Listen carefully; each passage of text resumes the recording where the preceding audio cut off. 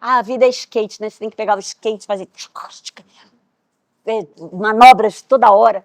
Mas não é skate, agora é surf, porque o terreno de baixo é móvel. Não é só a manobra que você tem que fazer em cima de um sólido. O terreno começou a se mover embaixo, porque ele está... Essa profusão de coisas que a gente tem pela internet, esse mundo ruidoso, essa torre de Babel, mas ela é rica demais. Ela é rica demais, ela é diversa demais. Então aproveita a festa.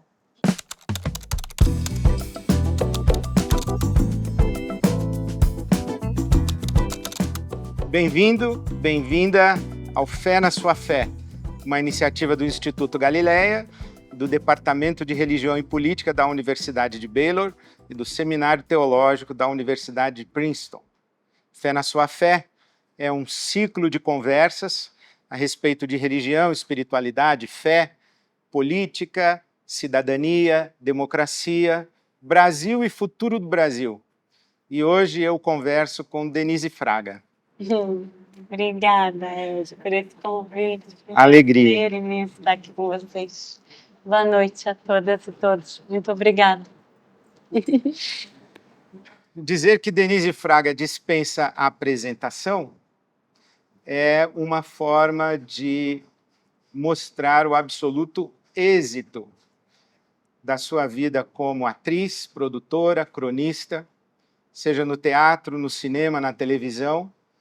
Denise se tornou uma das personalidades, não somente do cenário cultural brasileiro, mas da sociedade brasileira, uma das personalidades mais humanas, sensíveis, inspiradoras e necessárias. Prazer imenso conversar com você, uma alegria imensa. Tenho certeza que essa conversa vai nos levar além da imaginação. Obrigada, Ed. Tão bom ouvir isso de você. Muito obrigada.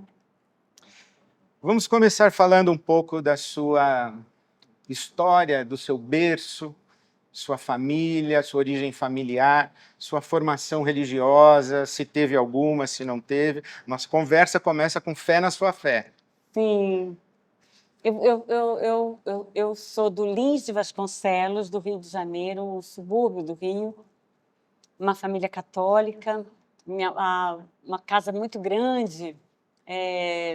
A minha bisavó que comprou essa casa no Lins uma vez, até tem uma história já de fé nessa compra dessa casa, porque o negócio seria fechado no dia 29 de junho, dia de São Pedro, e ela prometeu que se fechasse o negócio, ela construiria uma gruta, um oratório para São Pedro. Então tinha um São Pedro enorme no final do quintal, onde todos nós sempre rezávamos lá no Natal, no Ano Novo, uma família que tinha uma fé em São Pedro muito grande, e a minha avó fazia todo junho uma festa de São Pedro para a comunidade, para a rua, na casa dela. Uma festa junina, que era famosa na rua. Então, era uma casa grande. Os filhos que casaram ali foram morando ali no Lins, em outras ruas. Então, o Lins de Vasconcelos era um pouco... É ainda, né? Eu sempre que vou para o Rio, vou lá visitar a minha família, mas é a casa de um, a casa de outro. Passava, e aí a gente chamava essa casa grande ali, da minha avó, que 2 filhos ficaram sempre morando com ela ali, casados com seus filhos, né? A gente chamava ela de vó, né? Eu falei, minha avó, ela era minha bisa, mas a minha avó, como casou e foi morar mais longe, toda hora eu vou chamar ela aqui de vó, porque ela foi a figura da minha vida, porque minha mãe trabalhava como professora e eu ficava muito nessa casa, a casa da mesa amarela. Eu falo até na peça que eu fiz com o Tony, que você viu, eu falo dessa mesa, essa mesa que espichava com tábuas dentro, que ficava sempre muita gente, sempre alguém que chegava para almoçar, se tinha um prato para um, para outro. Era uma casa que tinha uma circulação de gente muito grande. Eu até conto isso na peça, porque tocava a campainha, eu achava curioso que não viam quem era e falavam, entra, né? E era aquela coisa assim, tinha o hábito da pessoa abrir o portão e entrar. E essa casa do Lins. Aí minha mãe trabalhava como professora, a gente morava numa rua paralela. Até hoje eles continuam lá, todos agora numa vila, né? Porque o Lins virou um bairro que ficou muito perigoso. o bairro se favelizou muito e tem uma coisa do tráfico e muitas disputas de facção, né? Essa casa, que era da minha avó, foi vendida depois para um traficante, é uma loucura. Tem uma história, acho que se escuta tiro, mas aonde a minha mãe mora, não mora mais, morava, mas essa casa da minha mãe, a nossa casa que eu morei desde os 3 anos, a casa do meu tio agora, é numa vila redonda de 80 casas e todos acabaram indo para lá. Então, eles todos continuam no Lins, eu continuo indo para o Lins. É meio que uma vida de interior no centro urbano, mas aquela coisa afetiva, família entrelaçada. A casa não existe mais, mas eu sei que você salvou a mesa. É verdade. A casa existe, tá lá. Eu passo foi de carro. vendida. Ela foi vendida, mas quando a minha tia foi vender a casa, que quem sobrou lá depois, no final era o casal, a minha tia e meu tio, e a casa foi ficando muito grande para eles, e eles resolveram vender. E eu sempre falei dessa mesa amarela, porque essa mesa amarela, ela é um ícone na minha vida, porque eu sempre fui uma criança muito interessada nas histórias dos adultos, acho que eu sempre gostei de história. Minha avó falece, minha avó, minha bisa, ela tinha uma padaria do lado, e ela, desde eu pequenininha, ela falava, vai comprar pão. Eu adorava que ela deixava eu comprar pão bem pequeno, eu devia ter uns 6, 5, 6. E eu me achava muito importante que eu saía com aquele dinheirinho para comprar pão, mas a padaria era do lado. E eu sempre voltava falando alguma coisa. E ela uma vez falou para mim, eu me lembro disso, que ela falou, essa daí não pode ir na padaria, que ela sempre volta com uma história. E eu realmente, assim, esse meu amor pelas histórias, eu gostava muito de ouvir conversa de adulto. Eu me lembro que eu fingia até que eu estava dormindo. Para ouvir? Para eles falarem coisas que Coisas não que falariam não comigo falaram. acordada. E eu gostava muito de ficar ali entre os adultos ouvindo. E aí, nessa mesa, porque na casa da minha avó todo mundo sentava ali, ficava na copa, né, que você entrava, não ia para a sala de estar. Era nessa coisa que chamava de copa, aquela mesa grande, ali uma varandada, assim. E a gente sentava todo mundo ali. E ali comia e ficava, não saía da mesa. Essa mesa parece que tem um encanto. Então se chorava, tudo sentava para resolver coisa ali. Eu vi muitas cenas que eu me lembro nessa mesa. Eu ficava embaixo da mesa, eu desenhava no tampo por baixo. Tinha muitos desenhinhos que a gente desenhava com giz de costura da minha avó, que a minha avó era costureira. E aí, quando foi vender a casa, minha tia Ivone virou para mim e falou assim, Denise, você gosta tanto dessa mesa, você fala tanto da mesa, e a mesa amarela não vai dar na casa nova. Você não quer essa mesa? Opa! E eu trouxe num caminhãozinho do Rio para cá, e ela está aqui na minha casa, em Cotia. Além do São Pedro, o que mais tinha nessa casa? Tinha missa, tinha Bíblia, tinha culto, tinha terço, tinha vela? O que tinha nessa casa? A casa era em frente à paróquia São Jaime, que era que era a igreja do bairro, assim. Meu tio era assim, tesoureiro da igreja, ajudava na igreja, tem lá na igreja até hoje, salão paroquial Tio Fausto, porque ele, quando morreu, eu conto até também isso, tá vendo? Eu conto isso na peça também, porque meu tio era taxista, e ele era uma figura muito querida, queridíssima, e ele morreu de repente. Ele caiu no quintal e a gente achou ele caído.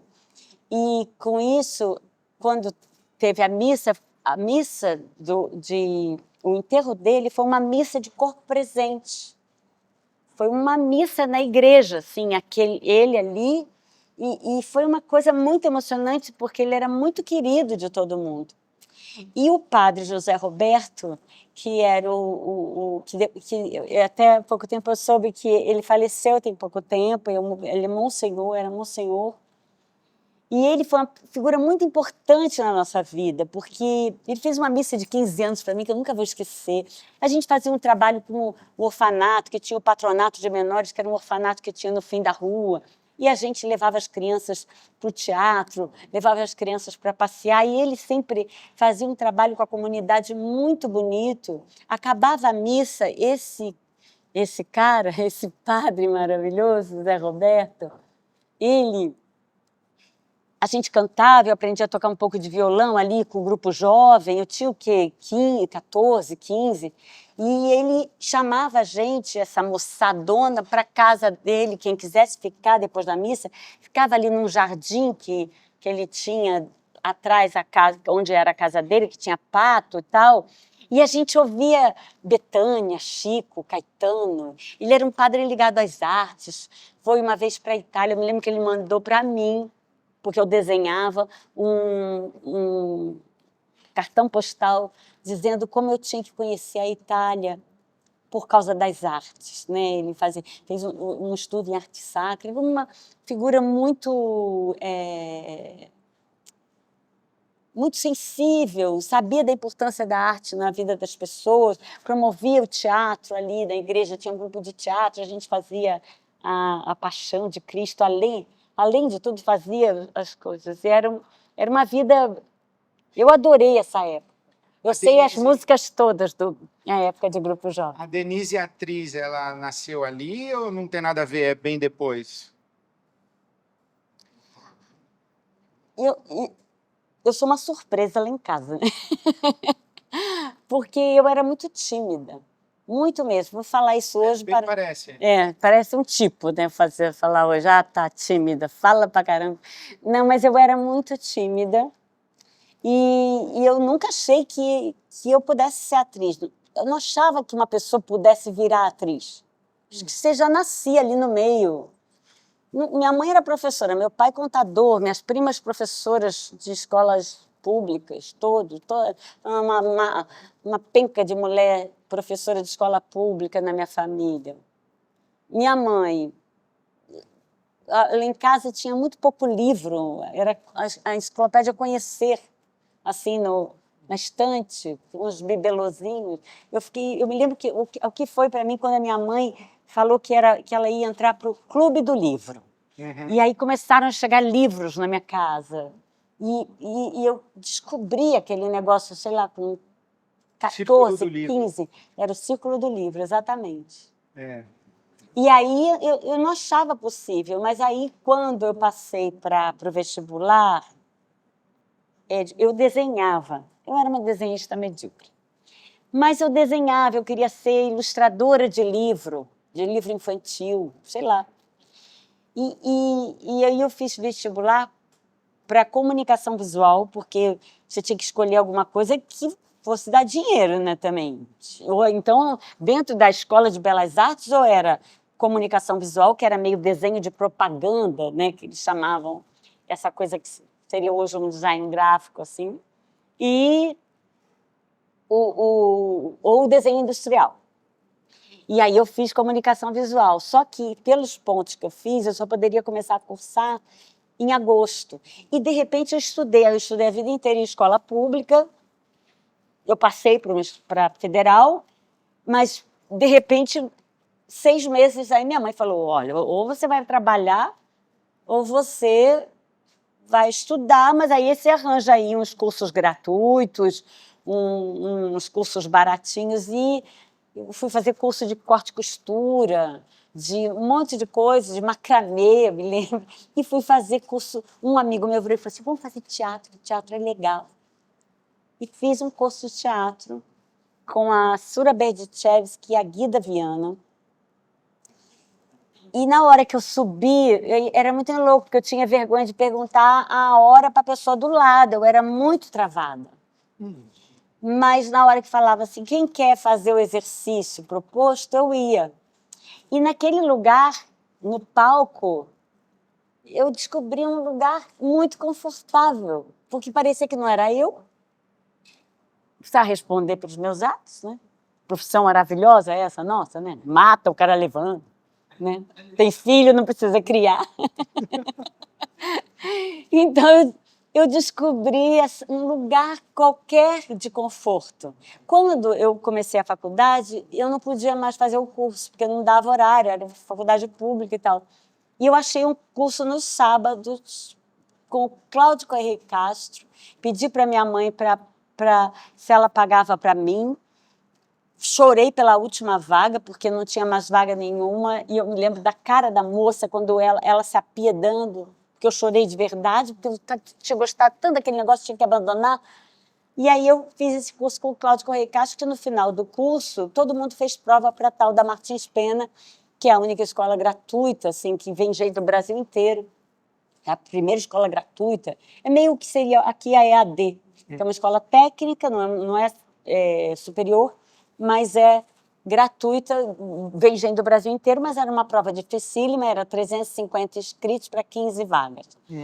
E aí eu falei, o Cláudio virou para mim, o Cláudio Correia Castro, e falou, Vângela, você não vai fazer a prova por quê? Porque todo mundo estava fazendo para Cal, para Martins Pena. Eu falei, porque isso é hobby para mim. Eu falei, me lembro que eu falei, isso não é, porque eu não mas é que eu não achava possível mesmo. Ele falou assim, não, você tem que fazer a prova. Eu falei assim, não, mas é muito difícil. Ele falou assim, ele falou uma frase que eu não esqueço, que ele falou, você é um diamante bruto que tem que ser lapidado. E aí eu fiz a prova.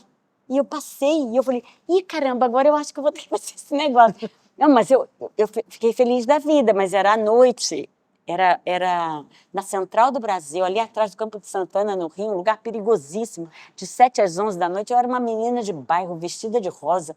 Eu cheguei, entrei naquela escola, assim, e foi uma coisa muito importante na minha vida, uma abertura, assim, de universo, para o mundo, para o teatro, para aquelas pessoas que vieram do Brasil inteiro para tentar ser artistas, sabe? Foi lindo. Quando você realizou que você era uma atriz? Quando me chamaram para fazer o TV Pirata, nos dias de folga, eu fazia com o meu grupo. Aí a gente já está em que ano? 89. 89, TV Pirata. Porque o TV Pirata, na minha vida, também foi um negócio maluco, né? Porque era um programa do qual eu era fã. E aí perguntaram para mim, o Bel Arraes queria ver uma fita sua do Trair e Coçar. Eu falei, E aí eu tinha um vídeo do Trair e Coçar, que eu fazia, era uma peça que eu já fazia. E ele viu o vídeo da peça e me chamou para conversar. E eu olhei para ele e falei, você está me chamando para fazer o TV Pirata? Não acreditava naquilo, porque foi mesmo uma coisa... Porque ele me viu em um piloto que tinha tido na TV, mas ninguém me conhecia quando eu fui fazer o TV Pirata. Eu tinha feito um papelzinho numa novela. O teatro te fez? Enquanto você fez teatro, o teatro te fez? A minha casa é o teatro. O teatro é louco, porque hoje eu fico pensando, ainda mais agora que eu faço Eu de Você, que é essa peça que eu faço desde 2019. Aí eu fiz a peça com o Tony, que eu fiz porque ele viu o Eu de Você, você viu as duas, mas eu continuo fazendo o Eu de Você, viajando por aí, porque parece que eu falo, enquanto meu corpo permitir, eu vou fazer essa peça, porque tem muitos convites, porque é a experiência mais linda da minha vida no teatro. Foi o Eu de Você. E quando eu paro de fazer um pouco teatro, eu vou ficando triste. Eu vou ficando amuadinha. Eu vou dar uma murchada, sabe? Você disse certa vez que o teatro é o lugar onde a gente vai para se tornar humano. Eu acho que a gente tem um texto que eu falo da Simone de Beauvoir no teatro, no Eu de Você, que a gente botou até depois, né?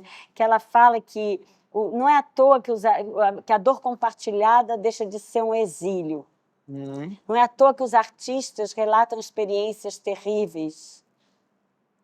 Através da arte, nós universalizamos essas experiências e permitimos que o público conheça, nos seus sofrimentos individuais, o consolo da fraternidade. Eu adoro essa expressão. Consolo da fraternidade. Aí ela ainda completa. Essa é a função primordial da arte, superar a solidão que é comum a todos nós e que, no entanto, faz com que nos tornemos uns aos outros.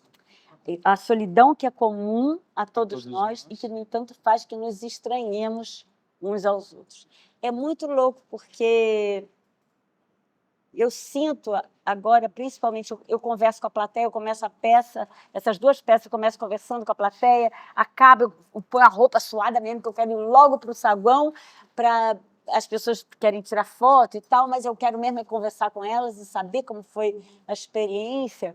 E isso virou para mim um vício. Conversar?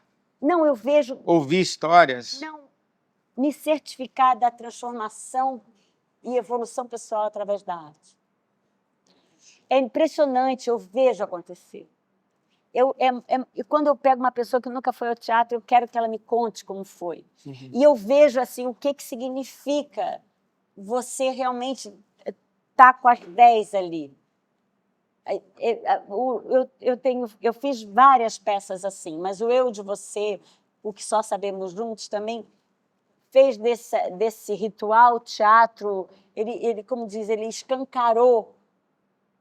Nessas duas peças, de alguma maneira, a gente escancara, né? São direções lindas do Luiz Vilas, meu companheiro de vida e arte, mas que eu acho que ele escancara como que teatro é um negócio que a gente faz, não o ator ou quem está em cima do palco, mas todo mundo. Todo mundo.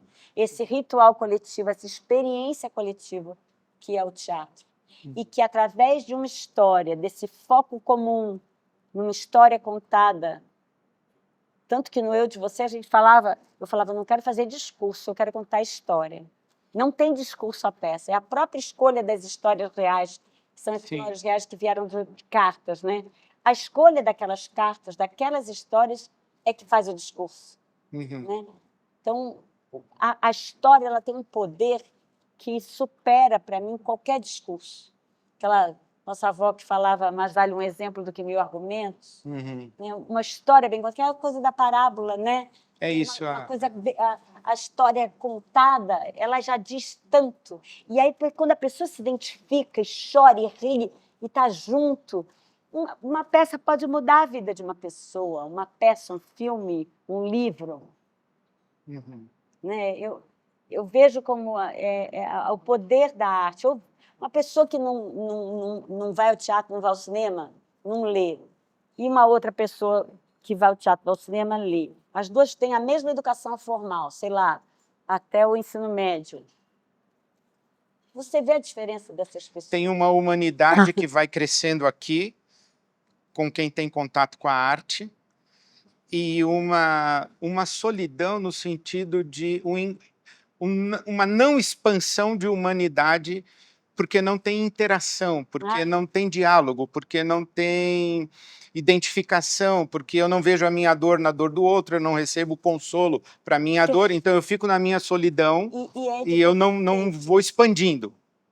E sabe o que? O teatro, eu sou partidária do teatro ser ensinado nas escolas pelo menos 6 meses obrigatório, porque ele é o maior exercício de alteridade que tem. A coisa mais linda é eu fazer a leitura de textos na minha casa e tinha gente que vinha assim com o namorado e aí o namorado não é ator e aí faltava papel, pessoas para ler quando a cena tinha muita gente, fala, lê pra gente, o cara é dentista, sei lá. Aí você vê aquela pessoa que não é ator tentando percorrer o sentimento que não é seu e você vê que ele tenta. E nessa tentativa, ele às vezes, num dia ali, ele pode acionar dentro dele cavernas, gavetas, que ele nunca entrou em contato. Sim. E o teatro é muito revelador, por isso que a pessoa fala, eu faço teatro. Ela quer ser atriz? Não, ela quer fazer teatro. Porque o teatro é bom para qualquer pessoa. Quer dizer, tem gente que não gosta de se expor, dói muito, e aí não faz. Mas, para quem gostou, faça. Tem muita gente que fala, eu fazia teatro, eu tenho tanta dó que eu deixei. Eu falei, o que você faz agora? Não, eu sou advogada. Eu falei assim, põe aos sábados na sua vida, porque teatro é uma coisa que realmente é como você falou, um exercício de humanidade, sim, mas você percorre muitos universos. Posso contar uma historinha? Sim, claro. É porque você me deu uma deixa que eu não vou deixar de contar, ainda mais para você. Claro, obrigado. Uma vez, naquela época que a gente se conhecia, naquela campanha, um ano eleitoral, vamos lá para outro aí, mas aí eu nunca respondo nada na internet e acho esse tribunal, essa coisa louca que a gente está vivendo. Mas uma vez tinha lá eu tenho pouco haters, esses caras que ficam falando, né, lixo. Mas eu tenho sempre vontade de ligar para eles e falar assim, vem cá, eu queria entender o que você falou. Porque eu queria muito que esses corajosos tecladores falassem, né? A palavra na boca, ela tem outra coisa, né? Com o interlocutor na sua frente, então nem se fala. E aí, uma vez, tinha um cara que escreveu assim: por que que todos os artistas têm que ser de esquerda? Hum. E aí eu olhei aquilo já... Aí eu falei, calma, Denise, quem botou esse ponto de exclamação foi você. Tem um ponto de interrogação aqui. Ele perguntou, é uma pergunta legítima. Por que que todos os artistas têm que ser de esquerda? Eu falei, vou responder. Aí fui lá, cliquei na bolinha, não faço isso nunca. Cliquei na bolinha, conta fechada. Aí eu falei, vou pedir para seguir. Porque eu falei comigo, eu também quero me responder essa pergunta, porque eu fiz a pergunta para mim. Por que que, pelo menos, a maioria dos artistas tem que ser de esquerda? É uma coisa para a gente pensar. Aí eu botei lá. Aí ele veio com as exclamações. Por que que você quer me seguir? Eu falei assim, é que você me fez uma pergunta legítima. Marcus, o nome dele. Com U. É que você fez uma pergunta legítima e eu queria tentar te responder. Aí eu fiz um tratadinho assim para ele.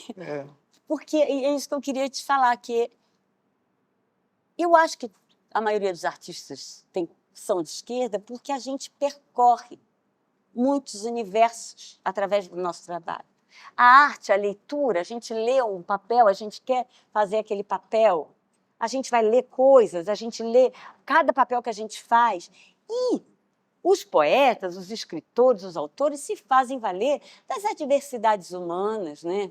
E as adversidades humanas, muitas delas, e a maioria delas, está na vida dos oprimidos. Essa lógica opressor-oprimido que a gente insiste que ela precisa acontecer para que a roda possa girar, e eu desconfio muito dessa lógica, porque eu não acho que isso é uma Da condição, inevitabilidade de que seja uma assim. condição sine qua non, né, que precisa ter opressor e oprimidos, né? E você, vestindo a pele ali de oprimidos e de reis também, de gente não, você vai conhecendo do humano e você vai se apiedando, ficando com compaixão real por esse mundo tão injusto, por essa sociedade maluca que a gente inventou viver, né? Onde a gente se acostuma com absurdos e você vai ficando muito indignado como pessoa, mas porque o seu ofício é ser ator. E aí você, indignado, com aquela indignação dentro, aquela paixão, quando vem a eleição, os governos de esquerda fazem mais campanha em defesa daquilo que te indigna. E aí você vai e gruda lá. Você fala, eu estou tentando aqui montar essa sua inteligência aí para entender. Quando você fala assim, o teatro, você falou várias coisas. O teatro humaniza, o teatro transforma, o teatro expande. Aí você falou que o teatro é um exercício de alteridade. Você falou que a experiência do ator, da atriz, vestir-se de uma personagem faz com que ela viva vários mundos, várias vidas, ela frequente vários universos, ela experimente em si mesma sentimentos que não são dela, mas ela descobre que são também. E isso tudo vai acontecendo. Mas uma coisa que... A outra coisa que você acabou de falar aí, de outro jeito, de ter compaixão, de ter misericórdia, uma palavra sua é a empatia, a experiência de alteridade, de empatia, esse encontro com o outro, que o ofício do ator e da atriz possibilita, o outro que é, primeiro, a personagem que ele vai encarnar, digamos assim, mas o outro também com quem ele está interagindo nesse espetáculo que é coletivo, não é só o ator e a atriz e o palco, mas é a atriz e sua... Né? O encontro no saguão continua sendo experiência ainda. Né? Esse encontro com o outro, ele é imprescindível para a experiência humana. Né? E tudo isso que nós estamos falando aqui acontece porque tem um encontro. Porque tem a experiência de alteridade. O outro me interpela, etc.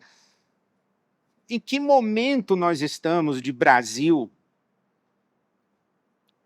que esse encontro com o outro está tão difícil?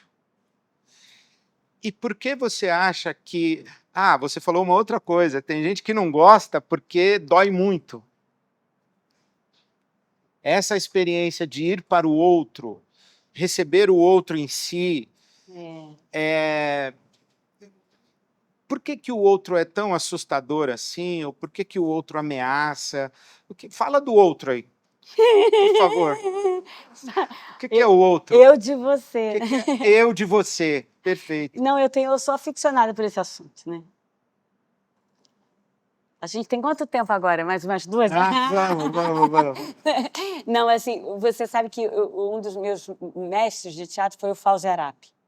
Grande diretor, mas mais do que tudo um grande sábio. Uma vez eu estava em cena, ele estava dirigindo a peça, e eu falava assim, não, porque não, mas é que você falou que para eu ficar aqui, porque eu. Ele falou assim, Denise, não existe Denise. Existe Denise Ed, Denise Fernanda, Denise Ivan, Denise. A gente é aqui, ó. Eu existo aqui, ó. Eu só sei quem eu sou pelo que eu reverbero em você, né? Você nasce e te jogam na floresta e você vira Mowgli, o menino lobo, né? A gente só é o que dizem que a gente é, né? A gente só é a partir do outro.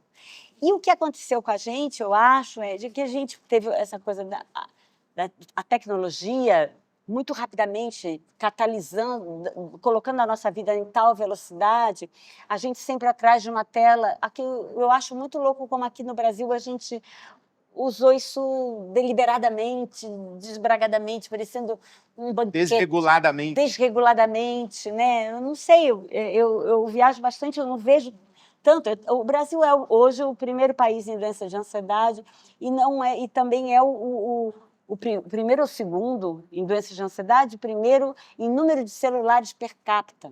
Um negócio maluco, né? A gente não pensou que tão cedo a gente fosse ver o que a gente está acontecendo nessa epidemia louca e, junto com ela, uma epidemia de saúde mental. Não dá para desligar uma coisa da outra. Claro. E essa coisa da tela. E eu me lembro da historinha que eu, falando sobre isso, porque isso é um negócio que me angustia há muito tempo, essa coisa da internet, dessa Torre de Babel, desse vozerio, que aí virou teve assim, esse turning point aqui no Brasil, essa coisa do ódio, que não é só no Brasil, global, né? Essa é uma coisa global, esse ódio explícito. E aí eu sinto que o que aconteceu com a gente é que, uma vez eu falando sobre isso, veio um moço, depois que acabou a conversa, assim, era um teatro, ele veio assim na beira do palco, o palco era alto, ele falou assim, ele falou assim, Denise, eu estava falando do homem e suas telas, né, como me angustiava, ele falou assim, Denise, você já reparou que isso pode ser a nossa evolução? Porque, se você for ver, a vida digital livrou a gente de uma coisa que sempre nos doeu, que é conviver. Isso é evolução. Aí ele falou assim, isso pode ser a nossa evolução. Fui para casa. Falei, não fala desse assunto que eu sou animada com esse assunto. Fui para casa com aquela bigorna, né? Carregando aquilo. Falei assim, gente, talvez seja mesmo. A nossa evolução é não falar mais com ninguém sem ser por uma tela. E eu, conversando depois com um amigo meu, antropólogo, ele falou assim, Denise, mas isso aí, ó, tem tempo, não tinha nem epidemia de saúde mental.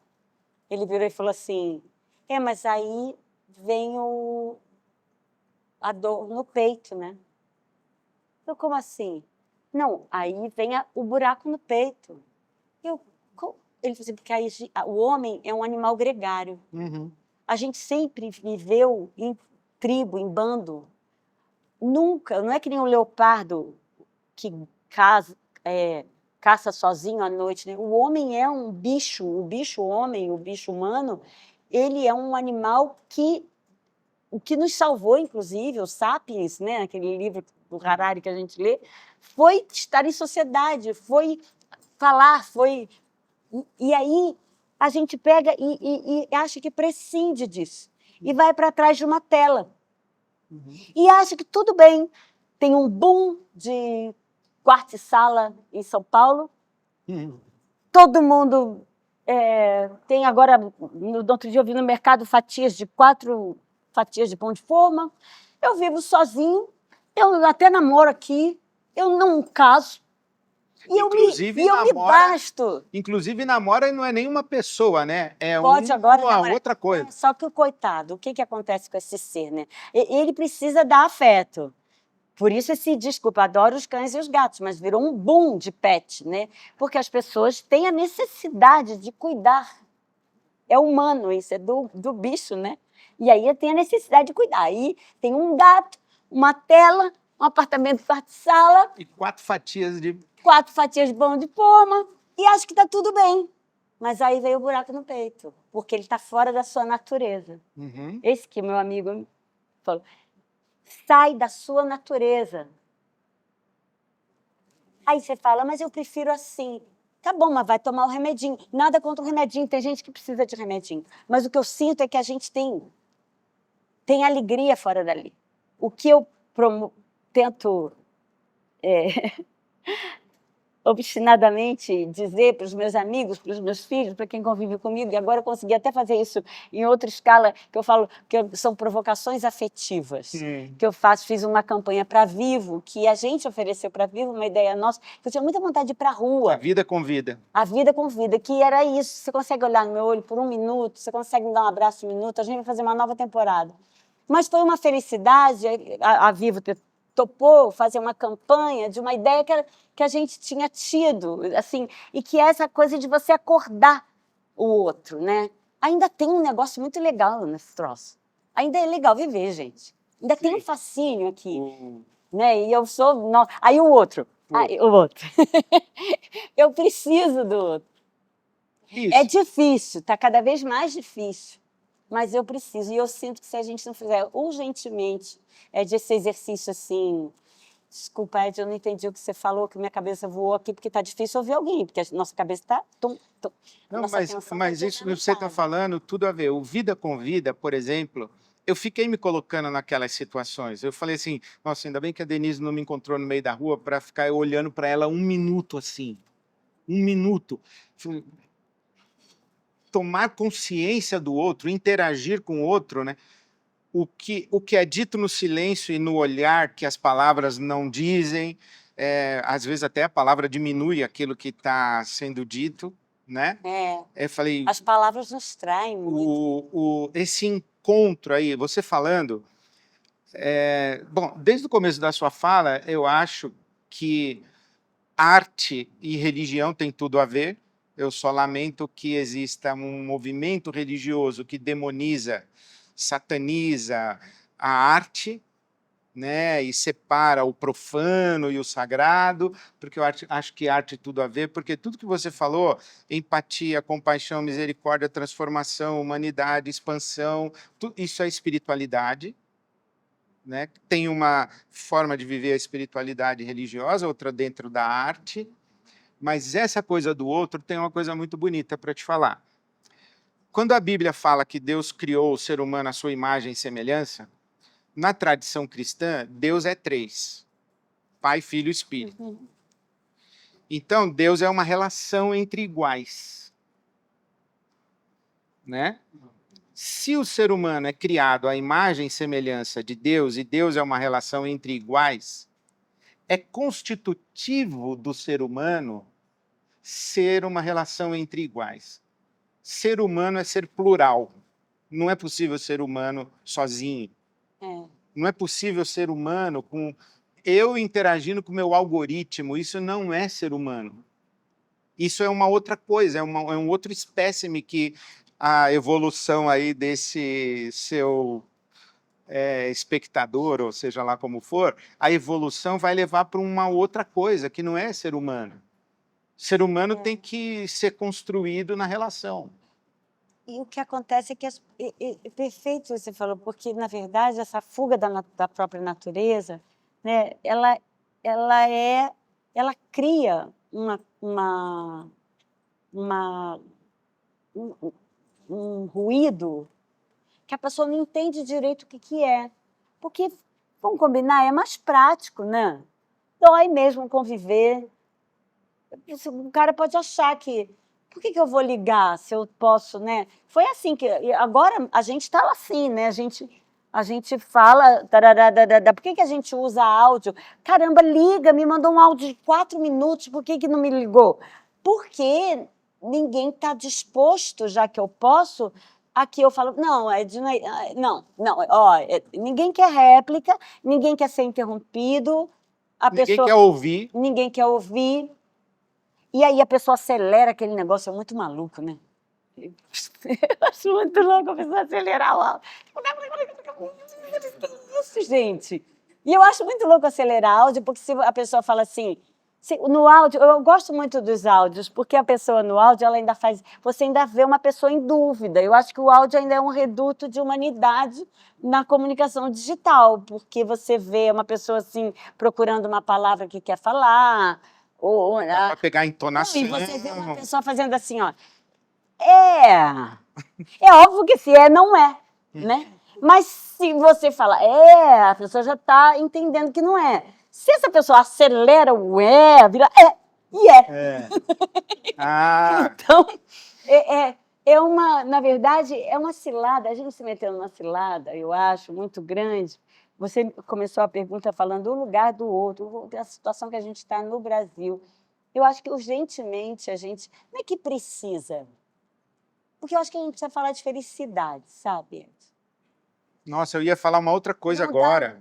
Antes de você falar de felicidade, deixa eu falar outra coisa. Eu vou falar de felicidade. Felicidade. A gente esquece. Então, desculpa te interromper, mas justamente, olha, eu vou te interromper, porque essa dificuldade do convívio com o outro explodiu agora para mim, aqui agora, enquanto você está falando. Ai, que bom. Feminicídio. Oh. Nossa, não quero te ouvir, não quero que você me interrompa, não quero que você mude minha agenda, não quero que você me contrarie, não quero que você me desafie, eu não quero eu não quero me sentir diminuído na sua presença, então eu te mato logo. Isso aí é uma coisa muito maluca que está acontecendo com a gente. Tá bom, depois eu falo de felicidade, então, tá? Porque eu acho que está acontecendo uma coisa terrível, que é isso, assim, dentro... Eu gostaria de falar para esses caras que estão achando chato esse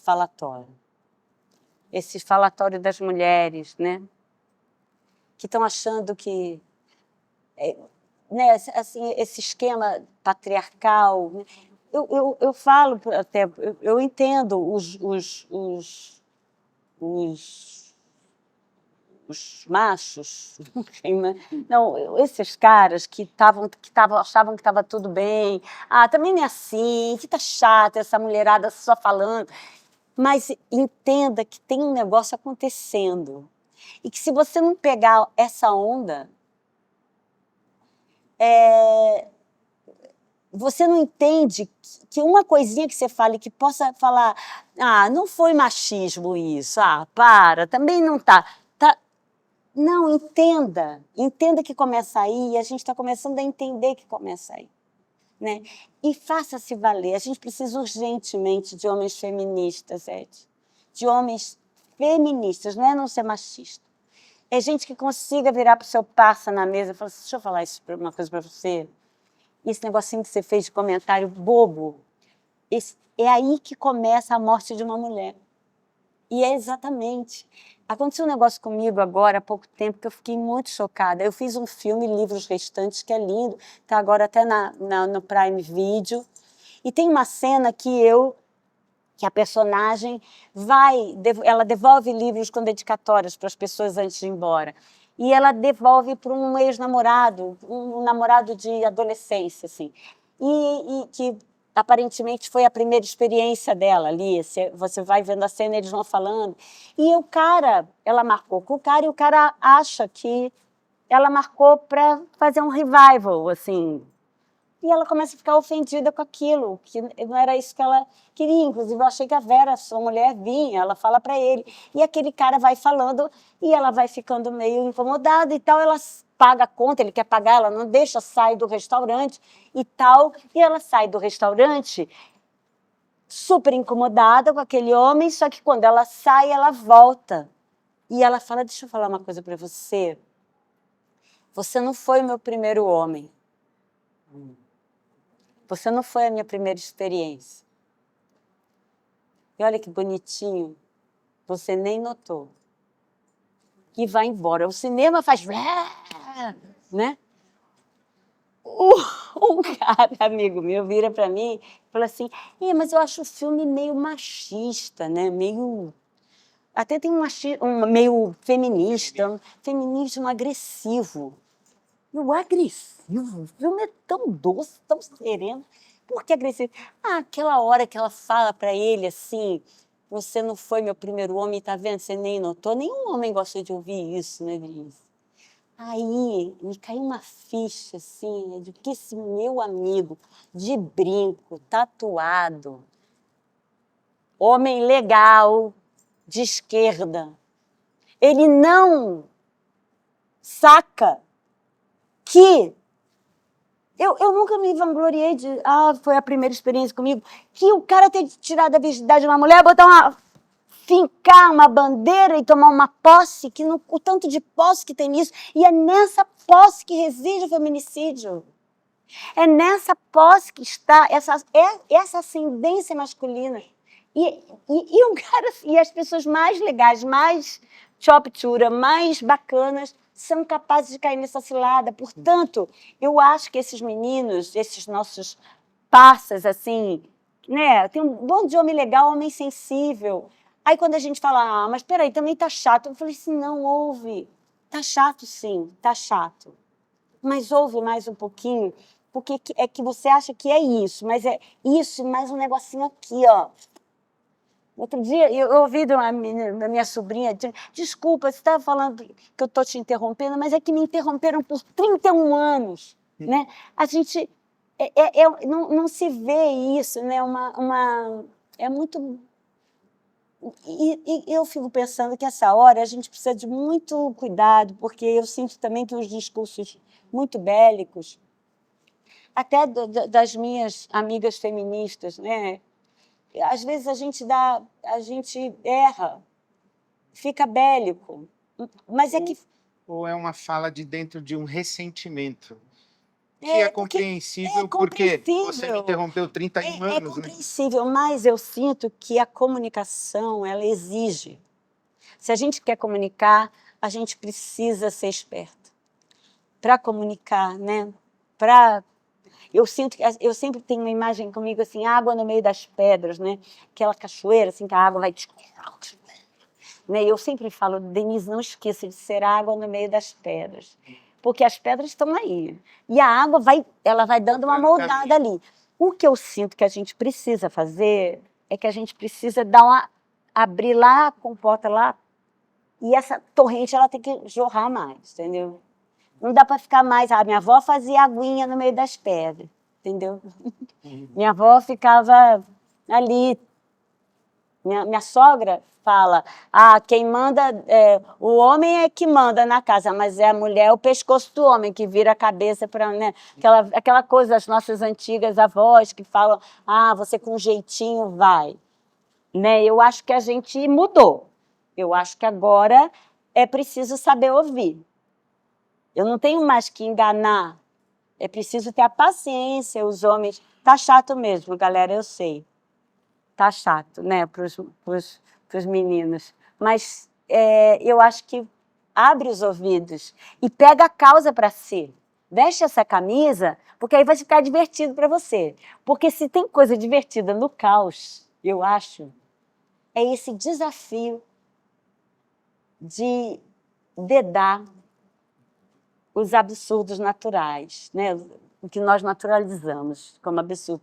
Você deda, se você dedar com humor, com teu amigo fala assim, deixa eu falar, você está falando isso só porque... Né?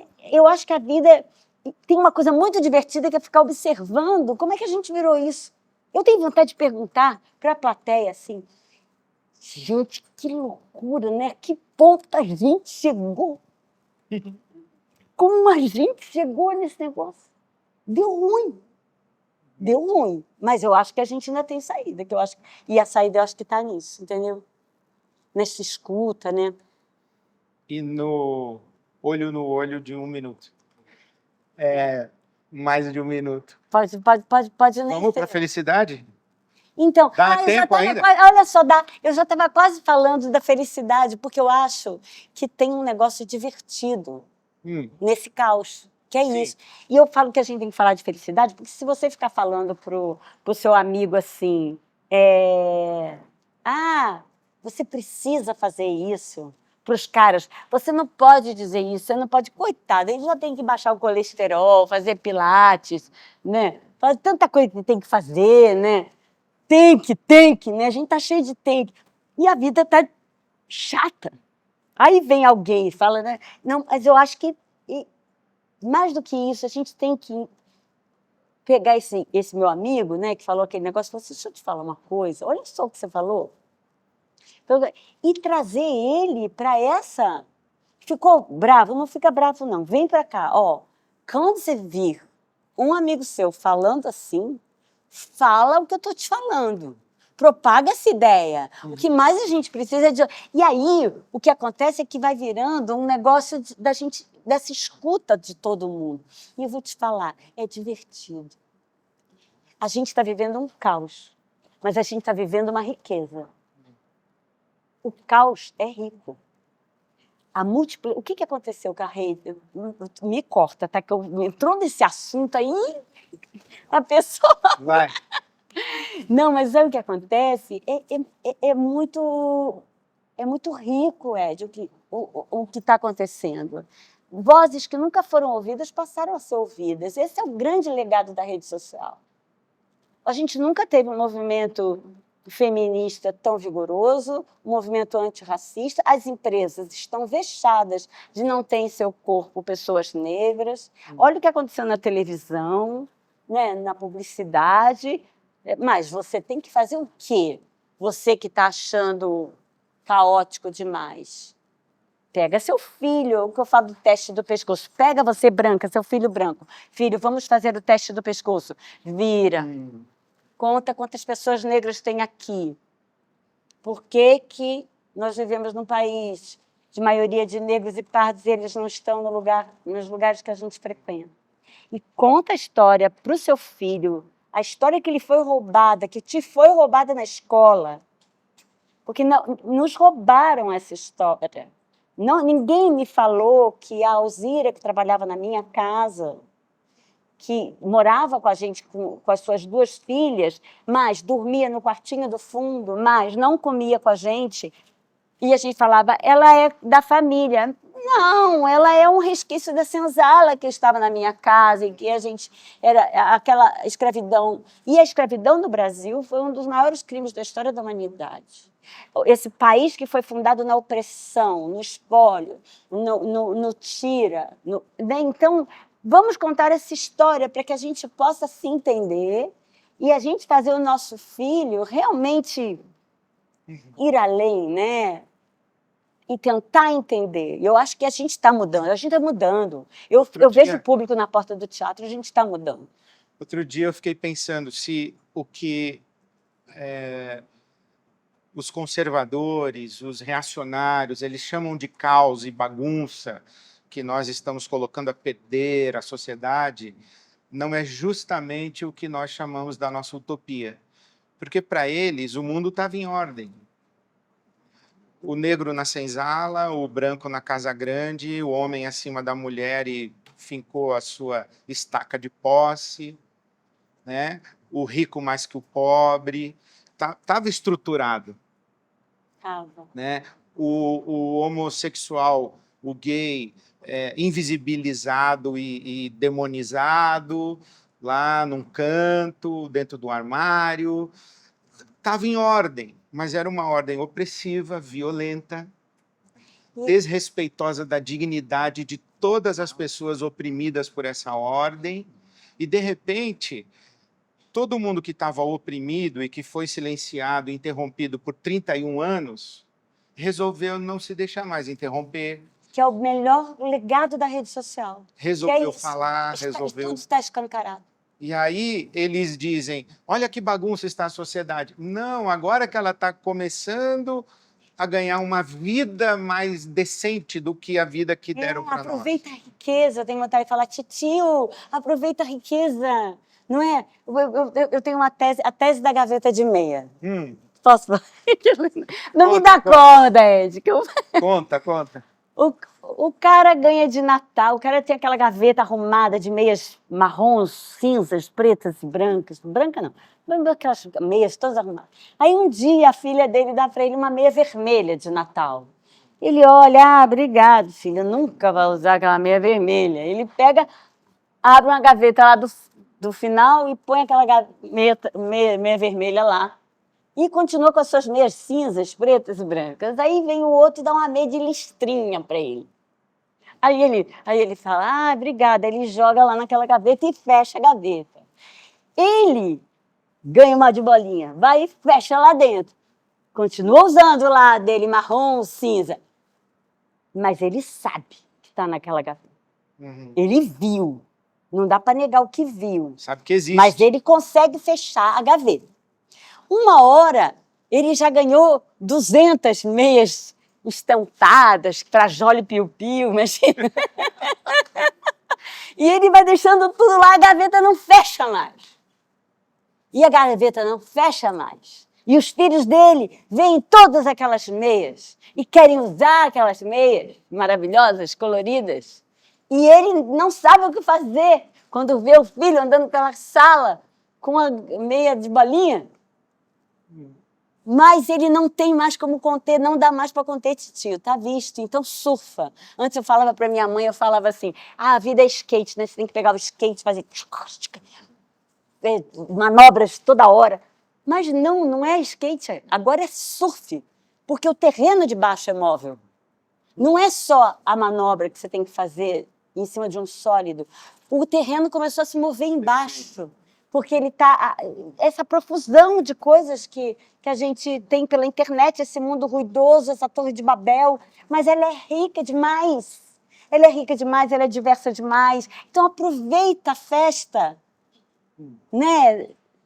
Não sei, é rico. O caos que está aí é generativo e está aberto, é rico e tem um futuro aí. O que você enxerga para esse futuro? Ou qual a sua esperança para ele?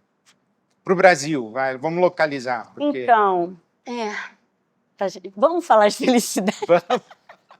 Vamos falar de meia de dinossauro. Eu não esperava o que aconteceu.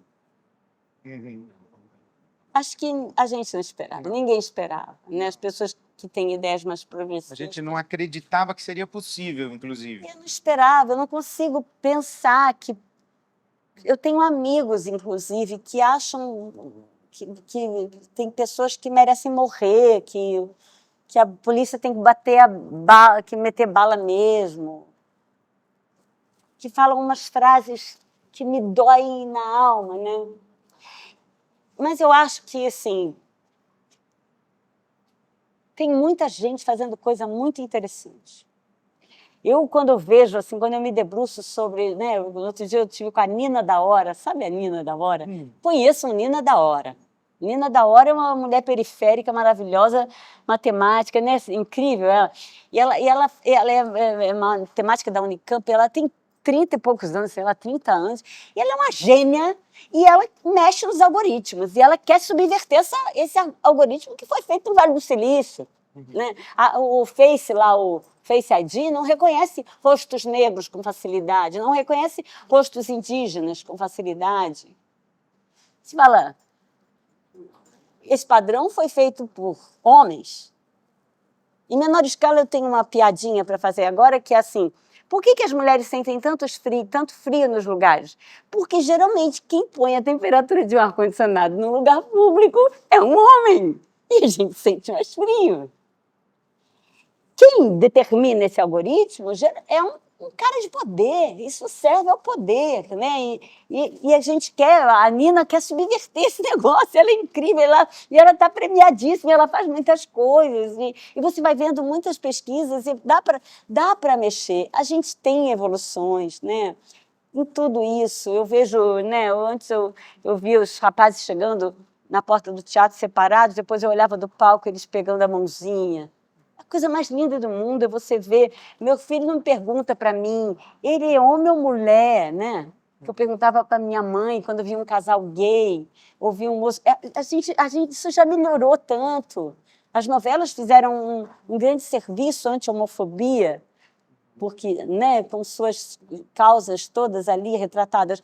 Mas eu não esperava que eu fosse ver pessoas perto de mim com esse discurso conservador. Está lá com a gaveta de meia fechada. Daqui a pouco, sabe o que vai acontecer com essa pessoa? O seu filho gay vai sair de casa. Eu sempre falo isso. E o amor, ele não tem lado, bandeira, nada. Você ama esse menino. Essa história de que o seu filho gay você não quer mais ver, mas isso vai te doer o resto da sua vida. Você não esquece aquele menino. Se esse pai não... Né? Eu fico pensando, essa igreja que não suporta as pessoas gays e os gêneros todos. Gente, isso existe desde que o mundo é mundo. Que bom que a gente agora está falando. Realmente, é preciso amar. E amar, para mim, hoje, que eu falo, vem na internet, se tiver amor, o amor salva, o amor, o negócio da bandeira que eu falo até na peça, né? Que era amor, ordem e progresso, tiraram o amor da bandeira. Eu nem acho que foi por mal mesmo, eu acho que eles falaram, não, amor todo mundo tem, amor é básico, amor é uma coisa humana. Não, a gente está tentando entender. Então, quando você fala amor hoje, você precisa explicar. O que é amor? Fiquei pensando no outro dia sobre isso. Amar, para mim, é insistir, Edson. Insistir, fazer de novo. Ter a coragem de falar assim, desculpa, eu não ouvi o que o senhor ouviu. Por que você está falando isso? A pessoa, por que você está falando isso? Já vira uma briga, né? Você fala, não, eu estou perguntando de verdade. Por que você está falando isso? E assim, de verdade, porque eu quero entender. Não, conseguir conversar, né? Sei lá. Sabe que o Humberto Maturana, eu gosto muito dele, ele fala que amar é aceitar o outro como legítimo outro. Que é o que a gente estava falando da alteridade lá. Eu amo, mas o meu igual, eu amo parecido comigo. É uma vida de algoritmo, né? Eu amo o meu algoritmo, eu amo o meu espelho, né? Eu amo, mas não... Se não tem outro mesmo, não tem amor. E isso talvez seja o nosso exercício mais difícil hoje. Você tem esperança no futuro? Tem democracia? Você acredita em democracia ainda? Eu acho que aconteceu uma coisa... Eu acredito. Bom, certo. Claro. Não sabia. Eu acredito. Era uma pergunta, eu acredito. Não, e eu acredito porque eu acho que se a coisa que aconteceu com a gente também é que a gente se politizou muito. E eu acho que nós estamos dispostos a lutar pelo que a gente acredita. Né? Eu espero não ter que lutar realmente. Mas o que eu sinto é que eu sou uma pessoa de esquerda declaradamente. Tem muitos bolsonaristas que vão ver minha peça que não querem que eu morra. Não querem que eu seja presa, que eu vá embora. Eu falo isso para os meus filhos às vezes falam assim, você está falando muito. Fica quieto. Porque eles não sabem o que vai acontecer, mas eu acho mesmo, não querem que eu morra. Não vão me matar. Eu sou legal, eu faço coisas legais. E eu conto histórias, né? Eu tenho uma esperança de que a gente... Claro, as pessoas conservadoras vão ficar aí, mas eu tenho uma esperança de que a gente vai vencer... Eu acho meio ridículo e fico meio emocionada também. O amor vai vencer. Porque, na verdade, quando a gente fala do filho, né? Eu tenho sempre vontade de ligar para os filhos, porque eu fico vendo esses caras que fazem esses negócios que a gente... Aquela PEC da blindagem, né? Que me deixou muito indignada, né? E eu tinha vontade de que os filhos daqueles caras, de falar, deixa eu te falar, hoje, quando seu pai chegar, não sei se vocês jantam juntos ainda, mas no domingo, no churrasco lá, finca o olho nele. Um olhar decepcionado de um filho. Eu ainda confio nesse tipo de arma. Um olhar decepcionado de um filho. Uma mulher que te abandona porque você esticou muito a corda da picaretagem. Porque as pessoas ainda sentem algo. Tem um mínimo ali de afeto que quer se preservar, né? Esse homem sozinho, né? Esse homem sozinho, ele não quer ficar sozinho. Ele vai perceber, sei lá, o dinheiro comprando tudo, né? Mas ele percebe se ele está comprando. Quando faz entre os dedos os amores, né? Aí dói. Então aí dói. eu tenho esperança ainda do que do que é humano mesmo. Eu tenho. Eu acho que tem um lugar, tem um núcleo macio nas pessoas, mesmo em pessoas que são conservadoras, às vezes, né? Lá em Porto Alegre, uma moça, depois da peça com o Tony, uma moça que parecia bem, assim, conservadora, foi ver uma peça com o Tony Ramos, Denise Fraga, né? E aí teve um debate, depois ela ficou e ela levantou e falou assim, eu vim ver uma peça, eu não sei o que eu vi, mas eu queria entender o que é isso que vocês fizeram que me tocou tanto. Né? Porque o teatro flecha, a arte flecha, né? Você vê o cara chorando no cinema, né? Aquele tiozinho, a coisa mais linda do Eu de Você para mim, da peça com o Tony também, mas o Eu de Você me dá isso toda hora. É você ver na plateia, assim, claro, com o meu preconceito visual, né? O layout de uma pessoa de esquerda e um layout de uma pessoa de direita, né? Aquelas pessoas ali sentadas lado a lado. E você vê elas chorando juntas. Porque a gente falava isso quando a gente fez a peça, né? Do que ninguém escapa? Um irmão ingrato. Um aluno que deixou uma professora louca e ela encontra com ele tempos depois. E ela quase bateu nele com uma vassoura e ela encontra com ele. Tempo depois, ele era um menininho desse tamanho. Né? Uma mãe com Alzheimer. Né? Um irmão que você perdeu e nunca mais viu. Vocês se discutiram um dia e aí você lembra de todas as vezes você jogando pique-bandeira e você não lembra direito o que vocês falaram na discussão. Então, no fundo, olha, nós chegamos, eu tinha deixado para o final, mas nós chegamos. No fundo, você acredita na alma boa, né?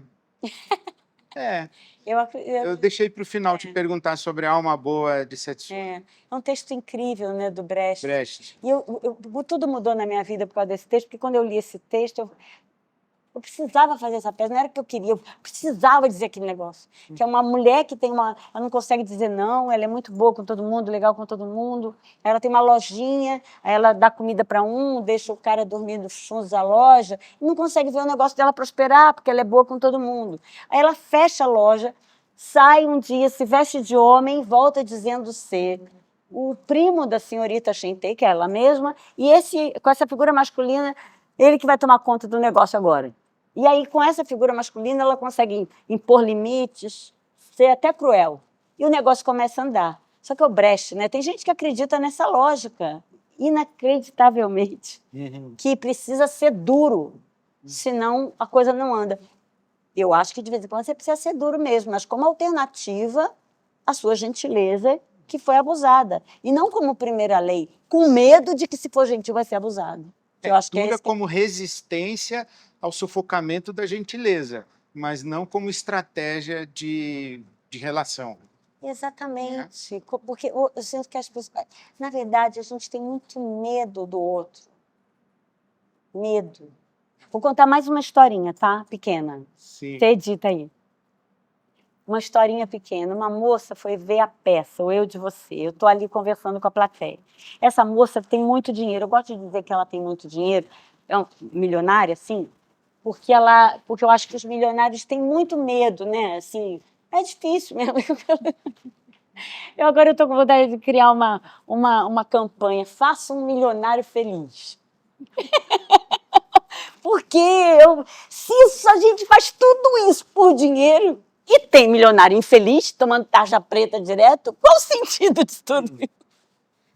Mas, enfim, eu tô brincando, mas é que eu acho mesmo que... Não, não é brincadeira, não. Não, tem um fundo de verdade, porque Sim. eu acho que assim a gente se descolou nessa ideia da lógica da prosperidade para a felicidade. Inclusive, eu acho uma coisa que eu acho que a coisa da igreja, certas religiões, colocarem a prosperidade como o que vai ser alcançado, é um tiro no pé. Porque a gente já faz muita coisa por dinheiro, todo mundo se vende por dinheiro. Você colocar o Deus no meio disso... Agora você faz até religião por dinheiro. Você colocar Deus para essa lógica que já está se mostrando falida já há muito tempo nessa sociedade doente que a gente inventou, mas, enfim, a moça milionária foi ver a peça. E nós fomos jantar depois com ela. E ela vira para mim e falou assim, Denise, você fica ali conversando com as pessoas no início da peça, você não tem medo? Você tem uma peça para fazer, você não tem medo que aconteça alguma coisa, um imprevisto? Você não tem... Aí ela me deu a frase. Ela escreveu, você não tem medo do outro? Pronto. Ela me deu a frase dela. Que incrível. Você não tem medo do outro? E eu me lembro que eu olhei assim, fichas caíram assim, eu olhei para ela e falei assim, sabe que cada vez menos? Porque é um treino também. Claro que às vezes eu tenho, mas esse medo do outro, ele nos adoece. E às vezes era só conseguir chegar. É só falar, deixa eu te falar uma coisa, né? Tem jeitos de chegar. Claro que está todo mundo muito com pavio curto, tudo espinhoso, mas tem jeito de chegar. Eu confio ainda nisso. E eu exercito isso. E ao exercitar isso com a plateia, né, com as minhas pessoas, meus amigos, eu tento exercitar isso. Não sou legal, não sou uma boa nada. Eu sou, assim, é que eu acho legal viver. Eu gosto de viver pra caramba, eu gosto de gente. Gente é muito legal, tem que ter um pouquinho de paciência, porque começa a falar e às vezes fica aquele papinho. Aí a gente está numa escola de paciência, né? Quando a pessoa, imagina, a pessoa começa a te contar uma história, começa... Segunda-feira eu fui lá... Foi segunda? Não. Não, foi terça. Não, foi segunda. Tem que acelerar! Não dá para acelerar a gente, né? Mas, gente, ainda é legal, porque você fica ali um tempinho e se você puxa um fio... Fala assim, mas vem cá, mas como que você parou aqui, Ed? Te pergunto, né? Como é que você chegou aqui? Né? A gente faz aquelas perguntas, né? Você só tem a Fernanda de filhos, né? Mas essas perguntas, qual foi a maior emoção da sua vida? Todo mundo tem essa resposta. Qual a memória mais antiga que você tem de você, pequeno? E daí começa. Me fala da casa da sua infância. Se você pergunta isso numa mesa, no jantar, a pessoa fala assim, ai, a Denise com essas perguntas estranhas. Mas isso dá um caldo danado. A gente ainda é capaz. Eu sou otimista também, mas é que eu gosto de viver. Eu gosto de gente, eu gosto de conversar. Dá para ver, né? E a fé? Tem fé em alguma coisa, em alguém, no quê? Qual é a sua fé? Qual o nome dela, né? Eu acho que tem um pessoal lá em cima que gosta de mim. Minha mãe agora está lá com eles. Eu acho que eu tenho mentores espirituais, minha avó, né? Eu sou meio espiritualista, né? Porque a minha família era essa família toda católica que ia à igreja todo domingo, a gente ia à missa todo domingo, às vezes no meio da semana também. mas ia à missa todo domingo, mas chegava na terça lá, minha avó falava assim, descobri uma mulher na penha. Então todo mundo ia tomar passe lá com a espírita, era aquela coisa bem sincrética, Rio de Janeiro, muito clara, subúrbio carioca, né? Que tem a mãe de santo que vai te dar um passe ali, aquela moça que atende. E a minha família tem uma parte da minha família, eu, inclusive minha mãe, que tem um lado mais chegado na Umbanda, não frequento, gostaria até, acho bonito o ritual, mas eu tenho sempre, eles gostam muito de mim. Sejam quem eles forem, tem os que eu sei, mas eles gostam de mim, né? Jesus gosta de mim. Todos gostam de mim, porque, caramba, olha a minha vida, né? Eles gostam muito de mim. Você é uma abençoada. Mas eu sou abençoada, eu me sinto abençoada. E de estar aqui também. E foi uma alegria imensa falar com você. Sabe o que eu vou registrar? Você não tem medo do outro. Sabe o que a Bíblia diz? Que o amor lança fora o medo. O amor lança fora o medo. Com medo. É verdade. Vamos juntos para um Brasil com muito amor e sem medo. E a gente tem que ir falando por aí, pequenininho, né? Fazer isso tão lindo que você faz. Parabéns. Obrigado. Parabéns por estar aqui promovendo essas conversas. Parabéns a toda a equipe, a você, Fernanda, todo mundo, porque é tão bonita a tua trajetória. A sua trajetória é linda, Ed. As pessoas precisam te ouvir. Eu sempre falo de você. Porque é isso, porque a gente precisa derrubar essas fronteiras. Estamos todos querendo a mesma coisa, um mundo melhor, mais justo, mais amoroso, né? Isso. Mais amoroso. Mais amoroso. Sem medo do outro. É isso mesmo. Muito amor. Um beijo para você. Muito obrigada, querida. Por essa generosidade. Muito toda. obrigada. Muito obrigado. Obrigada mesmo. Prazer imenso estar aqui. Obrigada, gente. Obrigado.